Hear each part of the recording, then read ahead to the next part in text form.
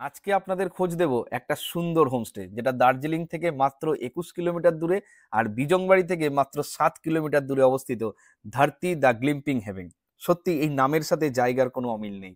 যেখানে ধরতির মানে সবাই জানেন পৃথিবী আর হেভেন মানে স্বর্গ। আর রইল গ্ল্যাম্পিং শব্দের অর্থ বলতে পারেন ক্ল্যাম্পিং করার একটা আপগ্রেডেশন ভার্সন, যার মানে হলো প্রকৃতির মধ্যে বিলাসবহুলভাবে ক্ল্যাম্পিং করে থাকা আর তার সাথে অত্যাধুনিক সুবিধা ও আরামদায়ক ব্যবস্থা। ওই অন্যান্য রিসর্টের মতো কিছুটা বলতে পারেন। এক কথায় বলতে গেলে পৃথিবীর মধ্যে এমন একটি স্থান যেখানে প্রকৃতির সাথে আরামের একটি সুন্দর মিশ্রণ রয়েছে, যা স্বর্গের সাথে তুলনা করা হয়েছে এই হোমস্টেটাকে। তো এই হোমস্টে আপনি যাবেন কিভাবে, এই হোমস্টে যাওয়ার জন্য গাড়ি ভাড়া কত পড়তে পারে, এই হোমস্টেতে থাকা খাওয়ার খরচা কিরকম, সবকিছু জানার জন্য আর এই হোমস্টেটাকে পুরোটা ভালোভাবে দেখার জন্য এই ভিডিওটা একদম শেষ পর্যন্ত দেখবেন। আর সব শেষে আমি নিয়ে যাব এই বালওয়া স্কাই ওয়াকে, যেই স্কাই ওয়াক থেকে কিন্তু খুব সুন্দর লাগে চারিদিকটা। তবে এই গল্প শুরু করার আগে আমি বলে নেব গত পর্বের কিছু গল্প। গত পর্বে আমি দেখিয়েছিলাম দার্জিলিং থেকে 38 কিলোমিটার দূরে একটা সুন্দর হোমস্টে, নাম দিদি বেহিনী ফার্মস্টে। এই ফার্মস্টের গল্প আপনারা দেখে আসতে পারেন। তার আগের পর্বে আমি দেখিয়েছিলাম টয় ট্রেনে জয় রাইডের টাকার মতো অত টাকা খরচা না করে দার্জিলিং থেকে কার্শিয়াং মাত্র 750 টাকায় কিভাবে যাওয়া যায়, কিভাবে টিকিট বুক করা যায় ইত্যাদি। আর তারও আগে আমি দেখিয়েছিলাম এই সুন্দর হোমস্টে দার্জিলিং এর নিমকি ধারায় অবস্থিত তমু হোমস্টে। এই হোমস্টেতে থাকা খাওয়ার খরচা, এই হোমস্টেতে থাকা এবং এই হোমস্টে থেকেই পুরো দার্জিলিং শহরকে দেখা। এই তিনটি পর্ব যদি আপনি না দেখে এসেছেন তাহলে বলবো এই তিনটি পর্বের লিঙ্ক আমি ভিডিওর নিচে ডেসক্রিপশনে দেওয়া আছে, ইচ্ছে করলে দেখে আসতে পারেন। চলুন তাহলে শুরু করা যাক আমাদের এই সিরিজের শেষ পর্ব ধরতি দ্য গ্লিম্পিং হেভেনকে কেন্দ্র করে। নমস্কার বন্ধুরা, দেখা হবে রবিবারে আরো একটি নতুন ব্লগে, আপনাকে স্বাগত। আজকে আমরা চললাম বিজংবাড়ি থেকে একটু ওপরে, এখানে একটা সুন্দর হোমস্টে, সেই হোমস্টেটার খোঁজ আমি আপনাদেরকে দেবো। এই যে রাস্তাটা আসছে এই দিকটা বিজংবাড়ি আর এই দিকটা কোলবম। আমরা তো কোলবম থেকে আসছি। যদি আপনি বিজংবাড়ি থেকে আসেন তাহলে ঠিক এই রাস্তা ধরে এসে আপনাকে এই ডান দিকে যে কেটে যাচ্ছে একটা নতুন হোমস্টে এখানে তৈরি হচ্ছে। এই রাস্তা 1 কিলোমিটার, কিন্তু অফ রোডিং, একদম খারাপ রাস্তা। এই রাস্তা দিয়ে আপনাকে 1 কিলোমিটার নিচে নেমে এই ধাত্রী হোমস্টে যেতে হবে। চলুন আমরা এবার এই খারাপ রাস্তা দিয়ে যাই।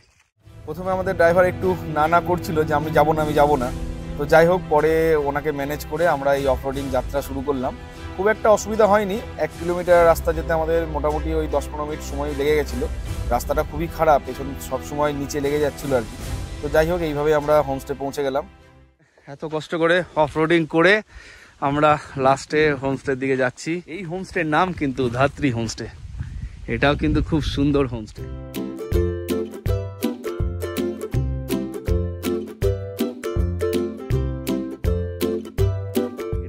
ডাইনিং আমি পরে আপনাদেরকে ডিটেলসে বলবো, আগে গিয়ে একটু ফ্রেশ হয়ে নিই। তো আমরা আজকে যে হোমস্টেতে আছি সেটার নাম হচ্ছে ধরতি হোমস্টে। ধরতি হোমস্টের পুরোটা আমি আপনাদেরকে এখন দেখাবো। এই যে মেন এন্ট্রি দিয়ে ঢুকেই আপনি ডান দিকে যদি চলে যান, ডান দিকে গিয়ে পরে এটা ওনাদের ডাইনিং কাম কিচেন আর কি। এই জায়গাটা একবার আপনাদেরকে ভেতরটা দেখায়। এই হচ্ছে এনাদের ইন্টেরিয়ার, যেটা ডাইনিং কাম কিচেন। খুব পরিপাটিভাবে এবং পরিষ্কার পরিচ্ছন্ন ওনাদের এই ডাইনিং কাম কিচেন এরিয়াটা, যেটা দেখে আমার সব থেকে ভালো লেগেছে এই হোমস্টের ডাইনিং এরিয়াটা। মানে যেখানে বসে আপনি খাবার খাবেন সেই জায়গার সৌন্দর্য জাস্ট কথাই বর্ণনা করা যায় না।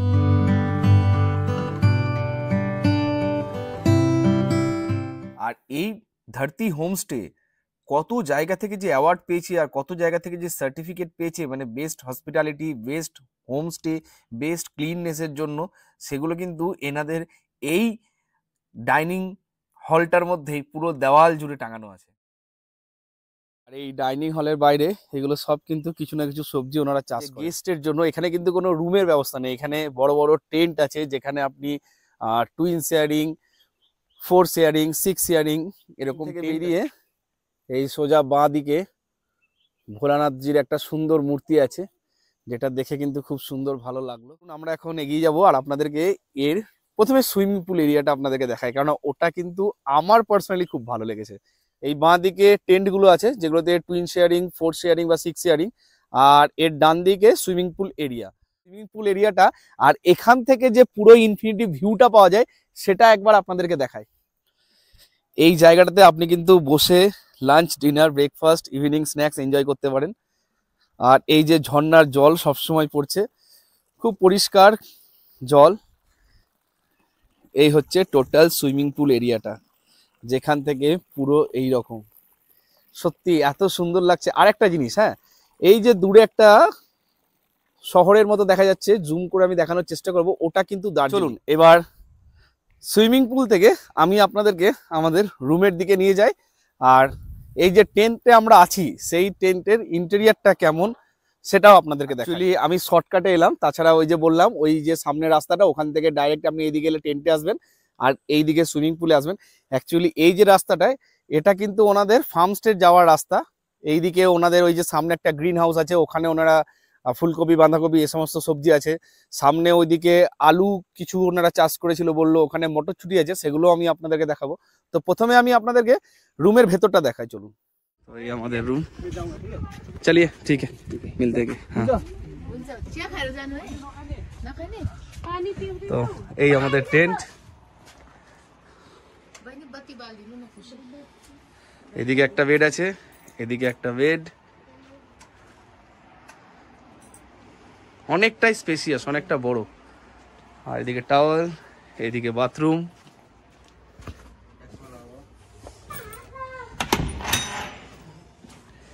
এই যে বাথরুম, খুব পরিষ্কার পরিচ্ছন্ন বাথরুম, গিজার আছে, মিরর আছে। আর এই টেন্টটা কিন্তু খুব সুন্দর, খুব সুন্দর টেন্ট এবং অনেকটা বড়। হোমস্টেতে আসার পর একটু ফ্রেঞ্চ ফ্রাই খাবো বললাম দিদিকে।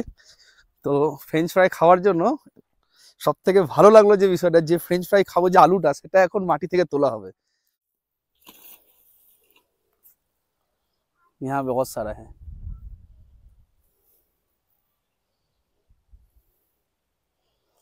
ये रेड जैसे पोटैटो है, आलू मीठा नहीं होता है। देखिए कितना आलू हुआ है। ये बस आप लोगों के लिए अभी फ्रेंच फ्राइज के। वाओ, আলু তোলার পর এখানে মটরশুঁটির বাগান, এখান থেকে মটরশুঁটি তুললাম। এই যে এত সুন্দর মটরশুঁটি। টেন্ট থেকে বেরিয়ে আমরা এখন ওই সুইমিং পুলের পাশে বসবো, ওখানে একটু স্ন্যাক্স খাবো। সুইমিং পুলে অলরেডি কৌশিক ভাগ্নেরা চলে গেছে। একদিকে এরকম পাহাড় আর একদিকে সুইমিং পুলের পাশে এইভাবে আপনি স্ন্যাক্স, ডিনার, লাঞ্চও করতে পারেন।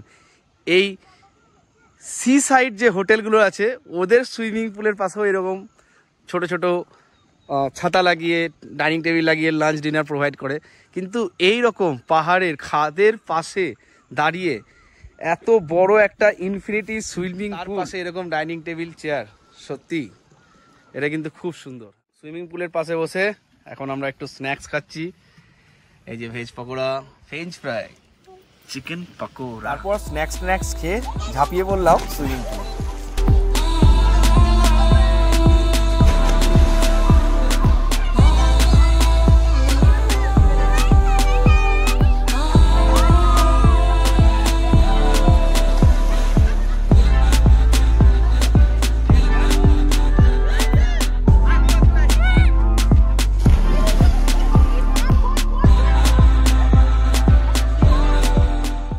সুইমিং পুলে চান করে এবার আমরা লাঞ্চের পথে। অনেকক্ষণ আমরা সুইমিং পুলে এনজয় করলাম। আজকে আমাদের লাঞ্চ আলু ফুলকপির তরকারি, ডাল, পাঁপড় ভাজা, চিকেন, ভাত।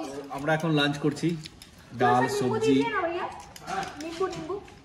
ডাল খুব সুন্দর করেছে, খাবার দাবারের কোয়ালিটি খুব ভালো, খারাপ না। আউট অফ 10 যদি বলি তো 8.5। লাঞ্চের পর আমরা আরো একবার এই হোমস্টেটা ঘুরে বেড়াই, আর আপনাদেরকে বলবো এই হোমস্টেতে আপনারা কিভাবে আসবেন। তো এই হোমস্টেতে আপনি আসবেন কিভাবে, এই হোমস্টেতে আপনি এনজিপি বা শিলিগুড়ি থেকে ডাইরেক্ট ক্যাব পেয়ে যাবেন। রিজার্ভ করে আপনাকে আসতে হবে, সেক্ষেত্রে আপনার ভাড়া পড়তে পারে 5,500 থেকে 6,000 টাকা। আর এছাড়াও আপনি ডাইরেক্ট যদি দার্জিলিং আসেন, দার্জিলিং থেকেও আপনি আসতে পারেন, সেক্ষেত্রে আপনার ভাড়া পড়ে যাবে মোটামুটি 2,500 টাকা। আর যদি আপনারা শেয়ার গাড়িতে আসতে চান, সেক্ষেত্রে দার্জিলিং পর্যন্ত তো আপনি জানেন 300 টাকায় পেয়ে যাবেন শেয়ার গাড়ি। আর দার্জিলিংয়ের শনি মন্দির থেকে এই জায়গাটার নাম হচ্ছে গাইরিগাঁও, গাইরিগাঁওয়ের শেয়ারিং গাড়ি পেয়ে যাবেন। মাত্র 2টো গাড়ি চলে এখানে শেয়ারিং। তো আগে থেকে যদি হোমস্টেতে ফোন করেন তাহলে ওনারা সিট রেখে দেন। তো দার্জিলিংয়ের শনি মন্দির থেকে গাইরিগাঁও পর্যন্ত পার শেয়ারিং 250 টাকা করে পড়বে। সেক্ষেত্রেও আপনি শেয়ারিংয়েও এই হোমস্টেতে আসতে পারেন। তবে শেয়ারিংয়ে আসুন কি আপনি রিজার্ভ করে আসুন। এই হোমস্টেতে আসতে গেলে আমি কিন্তু আপনাকে বলবো অবশ্যই হোমস্টেতে একবার কন্ট্যাক্ট করে নেবেন। হোমস্টেতে কন্ট্যাক্ট করে নিলে পরে ওনারা আপনাদের জন্য শেয়ারিং হোক রিজার্ভেশন হোক যেটা আপনার ভালো হবে সেটা কিন্তু ওনারা ব্যবস্থা করে দেবেন। তো বললাম কিভাবে আপনারা এই হোমস্টেতে আসতে পারবেন। তারপর দিদিদের কাটা আখ এখন খাচ্ছি, এটা কিন্তু খেতে খুব মিষ্টি।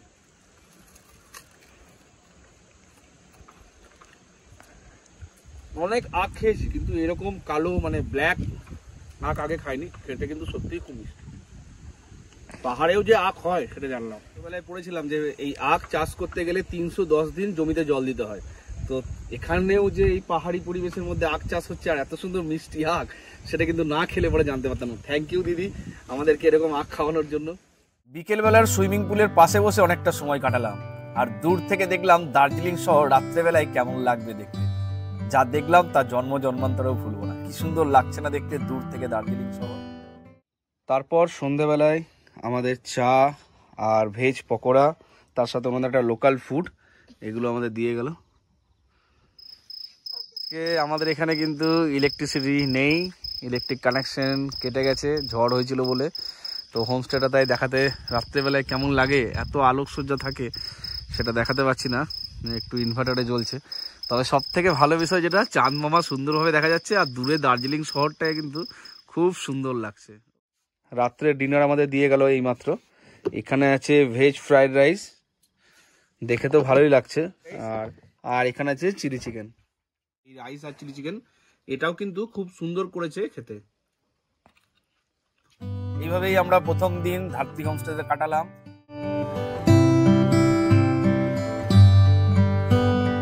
বন্ধুরা, আজকে আমাদের ধাত্রী হোমস্টে দ্বিতীয় দিন। আজকে আমরা ওই নতুন যে স্কাই ওয়াকটা করেছে দার্জিলিং এর আগে, মানে অ্যাকচুয়ালি বিজংবাড়ি আর ফুলবাজারের মাঝখানে যে স্কাই ওয়াকটা করেছে ওখানে যাব। তাই সকাল সকাল উঠে পড়েছি, এখন চা খাচ্ছি, একটু পরে ব্রেকফাস্ট করে আমরা বেরিয়ে যাব। তো কেমন লাগলো এই ধাত্রী হোমস্টে সেটা কিন্তু অবশ্যই বলবেন। কিভাবে আসবেন সেটা তো আমি আপনাদেরকে গতকালই বলেছি। তো চাইলে এখানে আসতে পারেন। সত্যি এখানে এসে না কিন্তু একটা আলাদা রকম শান্তি আপনি বলতে পারেন। এত সুন্দর একটা জায়গা আর অনেকটা বড় প্রপার্টি। ওইদিকে অর্গানিক ফার্ম আছে যেখান থেকে কালকে আমি দেখিয়েছিলাম ফ্রেঞ্চ ফ্রাই ভাজার জন্য মাটি খুঁড়ে আলু বার করে দিয়েছিল। কিছু আমরা মটরছুটি খেয়েছি। আখ খাওয়ার গল্প আমি মানে বলেছি, পায়েল তো বলছে আজকেও আমি আবার আখ নেবো দিদির কাছ থেকে, এত সুন্দর মিষ্টি আখ বলে। পায়েল দেখছি রেডি হয়ে দিদির কাছে চলে গেছে, আবার বায়না করছে যে আমাকে আরেকবার আখ খাওয়াতে হবে। তো যথারীতি দিদিও দেখলাম যে একটা কাস্তে নিয়ে চলে এসছে পায়েলকে আখ খাওয়াবে বলে। এই যে আখ, এখানে কিন্তু প্রচুর আখ ওনারা লাগিয়েছেন।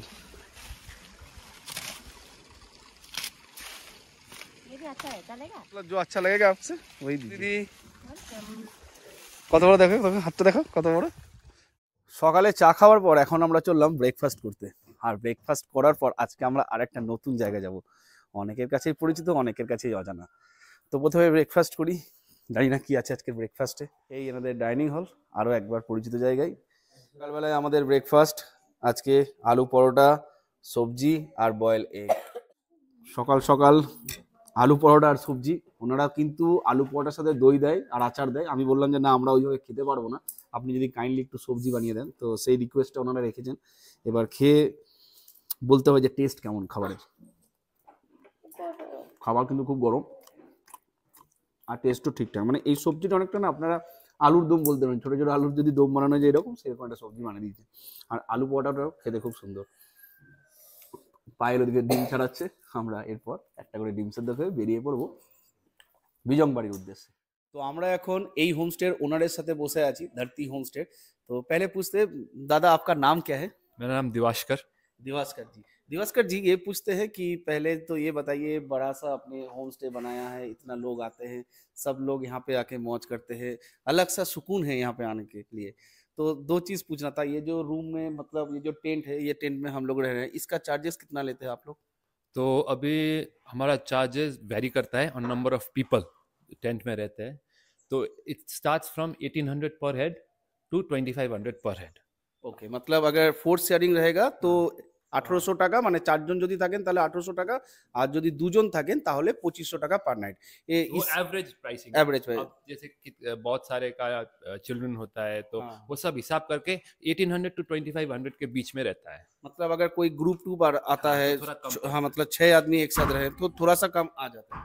जी। हाँ जी। देखा कि एक कॉटेज आप लोग यहाँ पे बना रहे हैं, ठीक है, ये कॉटेज अगर हो जाएगा तो रेट क्या सेम ही रहेगा? हाँ, तो ये कॉटेज थोड़ा एक्सपेंसिव रहेगा, तो इसका मिनिमम 2000 रुपीज पर हेड रहेगा कॉटेज का। कॉटेज का मिनिमम 2000, उसमें कितना लोग रह सकेगा?